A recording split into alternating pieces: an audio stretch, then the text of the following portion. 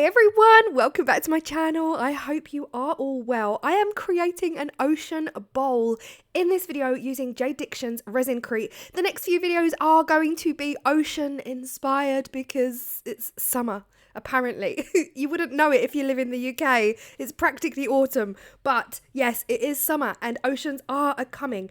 Now, this is a 10:3 water-based eco pouring medium. So I'm going to be actually measuring out 200 grams water to 600 grams powder. And I was hoping that this would be enough for this bowl. This bowl mold is gorgeous. I got it from Shein. You would have seen me use it before in my swamp bowl video where I put all of the leaves and the murky green dyes in there. Loved the results of that. So first up, I'm going to try a dirty pour marble. Here's the thing. I have only ever marbled with another eco pouring medium. I've never tried marbling with a water based. So this eco is water. You add water. And for me, the best thing about the JDiction Resincrete is that it is watery. So if you've got a detailed mold, an embossed mold, it's just so easy to get it all into the nooks and crannies because it's a watery consistency. And that is the beauty of this. It's easy to pour. The downside for me was I was thinking that maybe it wouldn't be a good holder of a marble technique because it's so watery. I really wanted to try it. I was like, let me see how Resincrete holds a marble and see what results we can get. Now, yes, of course, you could just continue adding more powder and just ignore the instructions altogether. I know some people do just mix their own concoction and decide when they like it best. I don't know if that is going to take away from the strength of the product. That is definitely a question I need to raise with JDiction. I know with other eco pouring mediums, if you add more liquid or if you add more powder, it actually diminishes the product and the item itself is no longer the strength it's meant to be when you follow the guidelines. So for the purposes of this experimental video, I am following the instructions using my weigh-in scales. And yeah, I was just going to see what's happening. I am choosing all different blue pigments. Now, the pigments I'm using are from Homeware Design Co. JDiction do have their own set of pigments, I believe, but I really wanted multitude of blues and I wanted to be able to create not just one blue colour, but lots of completely different blues. Now, I've got 3 different blues. I've left some white in my bowl. My plan is to do a muddy pour. Now, again, I'm not up to scratch on my pouring terminology, so I think I've got this right in saying that this is going to be a muddy pour. All I'm doing here, you can see, is pouring all of my blues back into the white. I'm not stirring it. I'm not agitating this bowl at all in any way. I am simply pouring my blues back into the bowl, and the blues, oh my gosh, they're so beautiful. I am hoping for some oceanic vibe with this bowl. I want the blues to come through, I want the white to come through, and I'm hoping it's going to give me that. Now, as soon as I started pouring, I can see that the colours are separated quite well in the bowl. You can see the stripes. But as soon as they were hitting the bowl, I thought maybe they were getting too blended, too mixed. Equally, I was feeling this almost serenity, like this serene vibe, where they were just so calm and pale. Now, I didn't mix enough. It just barely came to the top of the mould.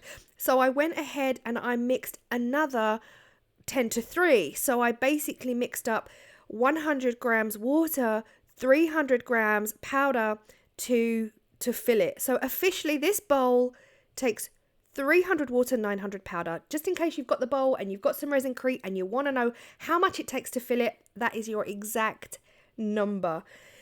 Now here's the thing. I could see air bubbles because I've already allowed that first blue pour to cure. The white pour is going down in and I can see bubbles where the two have met. And I tried using a cocktail stick and a cotton bud and I was just too nervous because it was actually loosening the silicone mold and some of that white was going down So I quit. I decided we're just going to have to deal with any air bubbles if they do arise. Now, on demold, this was a bit tricky. I'm always nervous of demold. This is 30 minutes later, and like any eco, you do need to go carefully. You do need to go carefully. The inside was gorgeous. It looked very smudgy.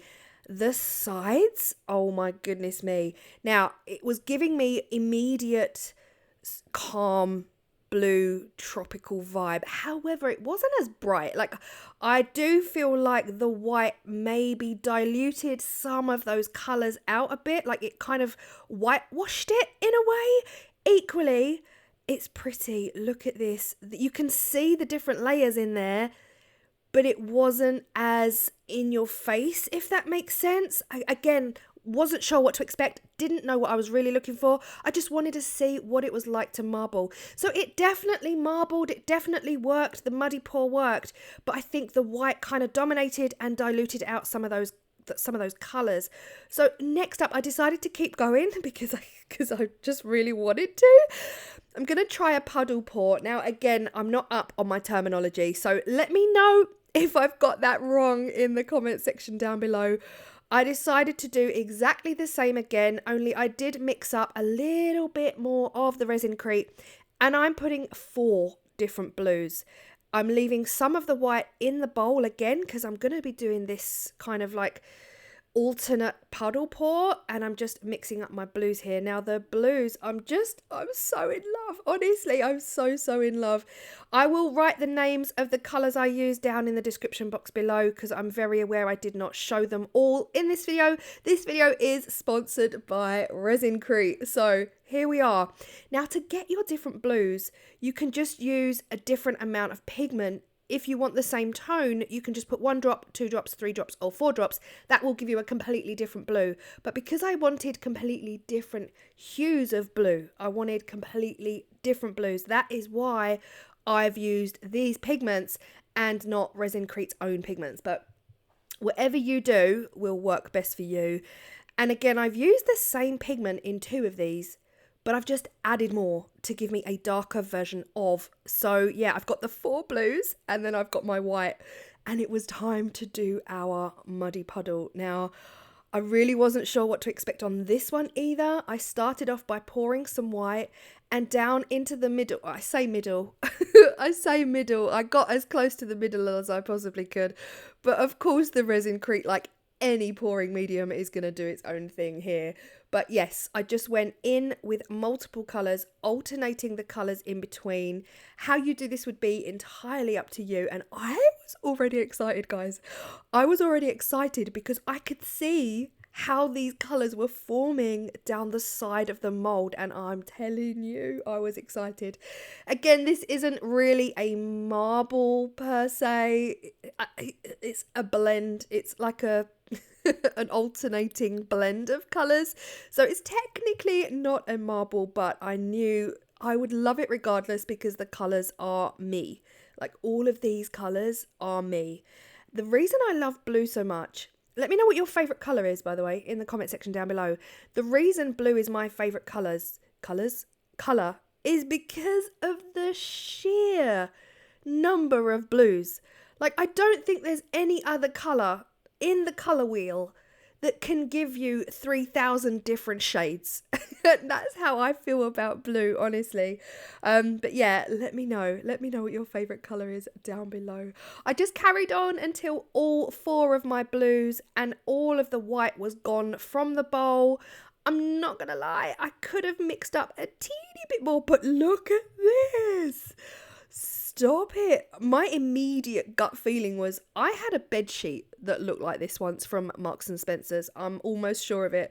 Now, the inside of the bowl is definitely less attractive, but the side is beautiful. Is it giving crashing waves vibe? Even the pale blue at the top has done this like wibbly wobbly pattern that I don't think you could replicate that if you tried. And the other side of the bowl has literally given these curves. Like, how crazy is that? The grey, there's a grey blue that I used, and that has kind of like sunk down to give this kind of like misty, cloudy fog in the ocean as well. I'm obsessed, but yes, the ink on my hands was real at this point. I may have used a lot of ink. So this definitely needs to cure and dry out overnight, 24 hours before you seal it. Use your sealers for whatever eco you've got. Use whatever sealer works best for you. Let me know if you prefer the calm, serene, almost summer sky bowl, or if you prefer this crazy, wacky, multi-layered, I'm referring to it as the bedsheet mold. If I can get a photo of that bedsheet I'm talking about, I'm going to post it here. But yeah, it was a bedsheet I had many years ago. It looked just like this. Let me know which one is your favourites. Let me know if you've tried marbling with your eco from J Diction, because I would really love any other technique you might have. But yeah, let me know if you've tried and what your results were. And don't forget to hit that like button and subscribe if you've enjoyed this video. Thank you so much. I hope you feel inspired, and I will see you in the next one. Bye.